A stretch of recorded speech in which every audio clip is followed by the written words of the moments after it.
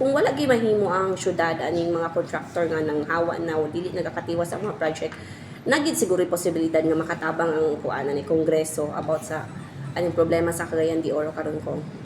Kana ra gid ang mauna-unaan, last resort na gid unta nako na kanang congressional inquiry ani. Ug mahimo dili na ta moabotan ang point, pero kung makita nato nga grabe na gyud kayo, daghan na gyud kay projects nga gipangsugdan nya wala gyud pang tiwas, mura og na gyud problema sa Cagayan de Oro City ani. Unya dili man na siya haka-haka lang kay ang mga tao na gyud mo nakabantay gyud. Klaro mo gyud kayo. Gisulayan nila sampung ng Mega Health Center. Wala man gyud nalilian man gyud nga gihimo naman din naglayhayanan.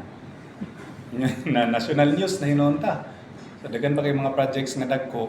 Papagay ko kabalo sa distrikto nga mga projects nga wala gyud pangtiwas. So dako-dako na gyud nga problema. Gahon-naon na nako na kung ipasaka na ba nato na sa Kongreso nga inquiry. Dili ba